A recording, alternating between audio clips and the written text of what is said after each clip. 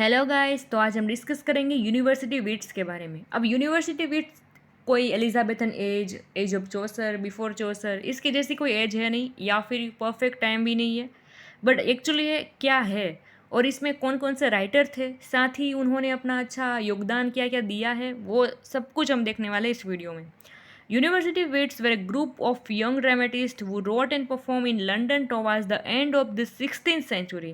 अब university wits एक ऐसा यंग ड्रामेटिस्ट का पूरा ग्रुप है जिन्होंने प्लेज लिखे हैं और परफॉर्म भी किए हैं लंदन में 16th सेंचुरी के दौरान।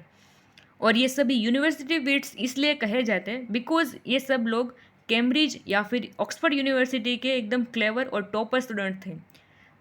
They were all more or less acquainted with each other, and most of them led irregular and uncertain life. उन्होंने अपनी लाइफ के बारे में ज़्यादा कुछ लिखा है नहीं, बट वो जो कोई भी अपना वर्क लिखते थे वो एक दूसरे की मदद लेकर लिखते थे।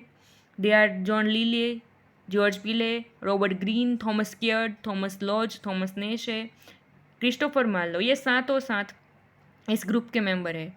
और इस ग्रुप मेंबर ने प्लेज अच्छे लिखे हैं, साथ ही परफॉर्म भी किए हैं।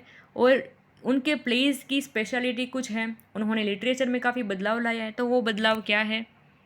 दे brought many changes in mystery and morality plays. अब जो सस्पेंस वाले और किसी को सीख या फिर हम कुछ सीख सकते हैं उसमें से ऐसे प्लेज लिखे जाते थे, तो उनमें एक चेंजेस लाया है कि उन्होंने कॉमेडीज़ की शुरुआत की। और सबसे पहले निकोलस उडाल ने कॉमेडी लिखी, राल्फ रोस्टर डोस्टर। साथ ही ट्रेजेडी को एक नया शेप दिया है। और वो पहले ऐसे इंसान थे या फिर राइटर थे जिन्होंने प्लॉट के बारे में कुछ सोचा था। हालांकि प्लॉट इतने अच्छे होते नहीं थे, बट सोचा था, शुरुआत की थी प्लॉट की।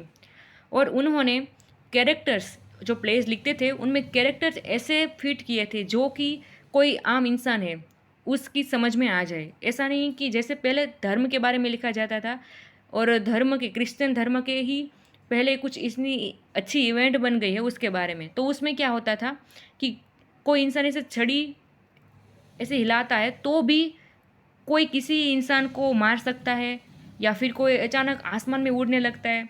तो ऐसा कुछ इसमें था नहीं, हम जनरल यकीन कर सकते हैं, ऐसे ही कैरेक्टर उसमें फिट किए गए हैं। They were interested in great heroic theme. एक हीरो है वो एकदम ग्रेट होना चाहिए, ऐसी थीम के साथ उन्होंने अपने प्लेस लिखे हैं। Heroic theme needs a heroic treatment. और इस हीरोइक ट्रीटमेंट को फिट करने के लिए उन्होंने कौन कौन सी थीम्स और एलिमेंट्स किए हैं, जैसे कि ग्रेटफुलनेस है, वैरायटी है, स्प्लेंडिड डिस्क्रिप्शन, एकदम अद्भुत डिस्क्रिप्शन है। साथ ही स्पीचेस भी लंबी होती थी, लेकिन वो स्पीच हमें एकदम बोर कर दे ऐसी नहीं होती थी।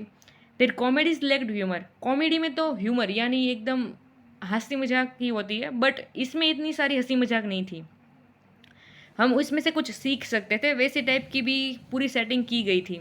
They wrote the plays and also act in plays. उन्होंने प्लेस लिखे भी है और प्लेस को रोल भी किया है। They often work together as Marlowe work with Fletcher. अब वो सब लोग साथ में लिखते थे, मैंने बताया था। तो मार्लो, क्रिस्टोफर मार्लो है, उन्होंने भी फ्लेचर के साथ लिखा है। दे wrote the plays and also act in place, वो भी हमने डिस्कशन कर ली है।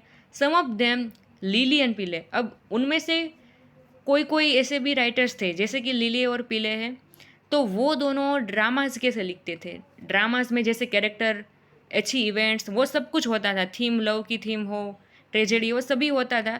बट लिखना कैसे, जैसे कोई नॉर्मल ड्रामाज लिखा जाता है पैराग्राफ के टाइप पर, पैराग्राफ के ढंग में, तो ये पोयम के ढंग में था पूरा, जिसमें राइमिंग स्कीम होती है, फिगर ऑफ स्पीच का यूज़ किया जाता है। वैसे they chose to write for public stage taking over native tradition.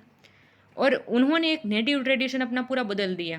कैसे कि इससे पहले जो कोई ड्रामा प्ले लिखे जाते थे वो स्टेज पर परफॉर्म नहीं होते थे, लेकिन ये स्टेज पर परफॉर्म करते थे। They brought new coherence in structure and real beat and poetic language. Poetic language में भी बदलाव लाया उन्होंने, स्ट्रक्चर में थोड़ा सा चेंज किया है। The decade of 1519 just before Shakespeare started his career, transformation in popular drama.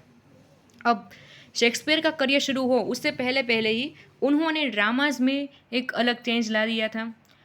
They transform the native interlude. अब इंटरल्यूड भी एक ऐसा ही ड्रामाज होता था, बट शॉर्ट होता था, सिंपल ही होता था, वो भी एंटर किया है लिटरेचर में।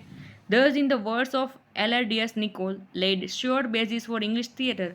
अब ये एलाडियस निकोल नाम के विद्वान क्या कहते हैं यूनिवर्सिटी वेस्ट के बारे में, कि उन्होंने ये यूनिवर्सिटी वेट्स ने इंग्लिश लिटरेचर में मानो कि इंग्लिश थिएटर का जो नींव है वो बोया है। अब देखिए दोस्तों, यूनिवर्सिटी वेट्स में सबसे पहले है जॉन लिली, जिन्होंने बेस्ट प्लेस ये लिखे हैं अलेक्जेंडर, कैंपस पे, मिडास, इंडिमियन, ये सभी है। बट मेनली फेमस वर्क्स उनके कौन कौन से हैं? पहले अलेक्जेंडर, कैंपस पे, मिडास और ये गैलेथा, ये उनके फेमस वर्क्स हैं। अब है जॉर्ज पिले, जिनके बेस्ट प्लेस हैं the arraignment of Paris, the famous chronicle of King Edward first, the old wives tale, the love of King David and fair Bethsabe, ये उनके फेमस वर्क्स हैं। अब Robert Greene ने भी अच्छे place लिखे हैं, जैसे कि a looking glass for London and England, friar Bacon and friar Bungay, the history of Orlando Furioso, the Scottish history of James fourth. अब देखिए, थॉमस नेशे ने दो ऐसे फेमस वर्क्स लिखे हैं जो आज भी फेमस है। पहला है अनफॉर्चुनेट ट्रैवलर्स और दूसरा है the terrors of the night. दोस्तों, यहाँ इतने सारे वर्क्स दिखे आपको, लेकिन आप चाहे तो इनमें से हर राइटर्स के सिर्फ 2-3 वर्क्स ही कर सकते हैं। अब देखिए, यहाँ थॉमस लॉज है, जिनके फेमस वर्क्स है fig for momos and alarm against versus, तो ये इनके फेमस वर्क्स हैं। अब देखिए, थॉमस कीड ने भी 2 फेमस वर्क्स लिखे हैं, the Spanish tragedy, the house holders philosophy.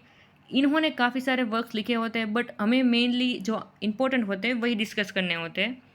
अब ये most important writer Christopher Marlowe, जिन्होंने अपने बेस्ट वर्क्स ये लिखे हैं, टेम्बरलेन है, द ज्यू ऑफ माल्टा है, डॉक्टर फोस्टर है, Edward second, the messrs eight Paris, ये सब भी उनके फेमस वर्क्स है और इसे ये 5 को याद रखना काफ़ी ज़रूरी है। गाइज़, ये वीडियो ही खत्म होता है। अगर आपको वीडियो का एक्सप्लेनेशन अच्छा लगा हो तो वीडियो को लाइक एंड शेयर कीजिए और चैनल को सब्सक्राइब कर दीजिएगा। Thank you.